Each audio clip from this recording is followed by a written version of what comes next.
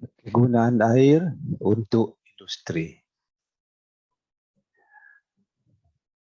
Air merupakan zat yang sangat penting bagi kehidupan manusia dan makhluk lainnya serta lingkungan lainnya. Fungsi utama dari air sebenarnya adalah sebagai media untuk berbagai reaksi, baik itu manusia, hewan, tumbuhan, begitu juga pada proses-proses produksi.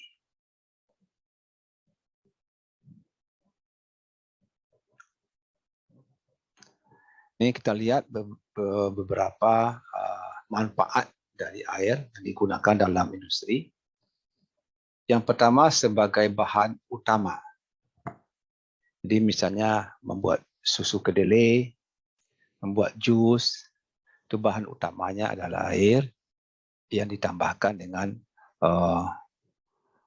zat-zat lain. Kemudian sebagai alat bantu utama dalam satu proses industri. Misalnya dalam proses perebusan, pengenceran, dan pembuatan adonan dan lain-lain.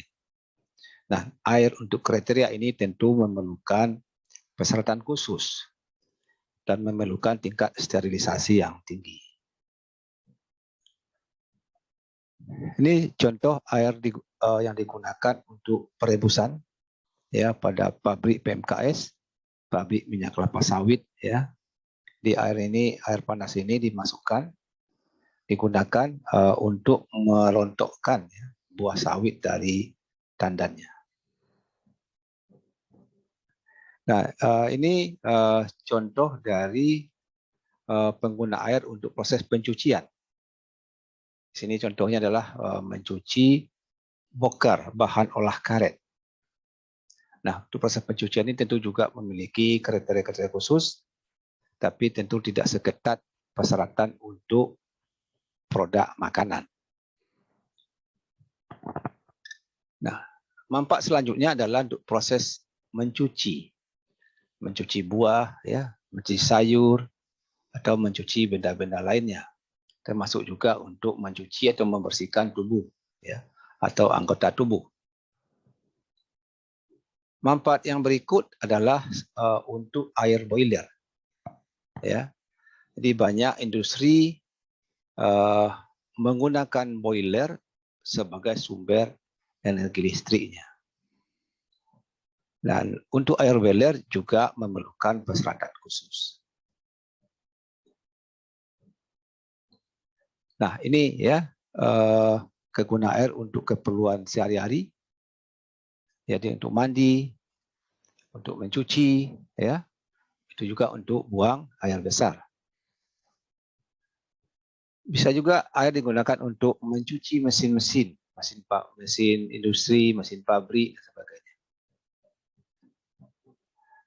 Dan air juga digunakan untuk menyiram tanaman, ya, baik tanaman perkotaan maupun untuk perkebunan atau pertanian.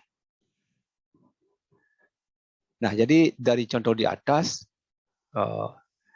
air ini digunakan antara lain sebagai bahan utama dari suatu produk. Kemudian bisa juga sebagai air untuk digunakan untuk boiler. Kemudian yang ketiga sebagai bahan tambahan ya dalam satu proses produksi. Dan berikut nomor 4 sebagai bahan pencuci, termasuk juga untuk membersihkan mesin-mesin. Dan tak kalah penting juga sebagai MCK ya, mandi, cuci dan kakus.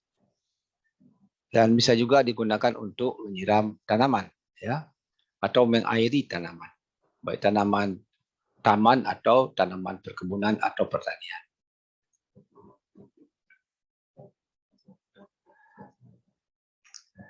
Nah, air yang digunakan industri tentu memiliki kriteria-kriteria khusus, tergantung industri apa ya air itu digunakan.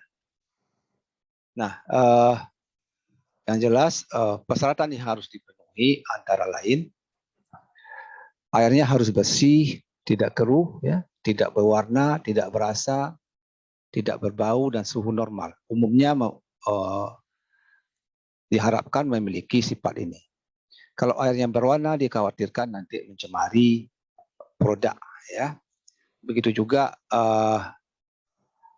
kalau berbau, jadi bisa juga mencemari produk. Dan kalau keruh juga bisa seperti itu. Jadi kalau air masih memiliki sifat seperti ini, maka harus ditreatment dulu, diolah dulu, sehingga warnanya hilang, rasanya hilang, baunya hilang, dan kekeruhannya bisa dikurangi.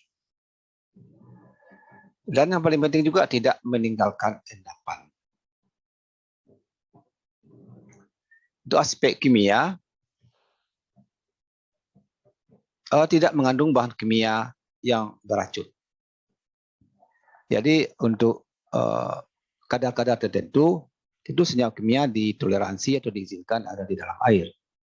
Tapi tentu tidak untuk kimia yang beracun, terutama apabila air tersebut digunakan sebagai bahan olah pangan. Kemudian tidak mengandung zat-zat kimiawi yang berlebihan. Jadi kalau berlebihan kadang-kadang juga menimbulkan efek, ya. Nah, ini contohnya kalau kelebihan Ca dan Mg, maka airnya bersifat sada, ya. Jadi ini kalau digunakan sebagai boiler ini akan mengganggu, ya.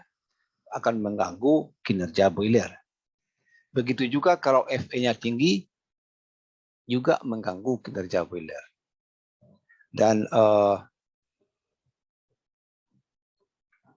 juga mungkin tuh industri yang lain ini memerlukan juga ya kesadaran yang rendah atau Fe yang rendah. Karena Fe yang tinggi membuat air berwarna, bahkan bisa menimbulkan endapan. Nah, kalau untuk air minum tentu harus kebutuhan terhadap yodiumnya mencukupi. Nah, yang penting juga adalah pH, ya. Jadi pH yang sangat asam misalnya kalau digunakan bisa merusak media yang terbuat dari logam. Begitu juga kalau pH-nya sangat basa juga bisa merusak media yang terbuat dari logam. Jadi mempercepat terjadinya korosi atau pengkaratan. Nah, itu aspek biologi, ya. Umumnya aspek biologi yang diamati adalah bakteri coli, ya. Jadi kalau air digunakan untuk produk pangan, nah ini sangat penting, ini tidak boleh ada dalam air. Begitu juga dengan kalau ada patogen dan parasit. Tapi untuk bahan-bahan tambahan yang tidak pangan barangkali tidak ada masalah kalau ada E. coli atau kuman-kuman yang lain.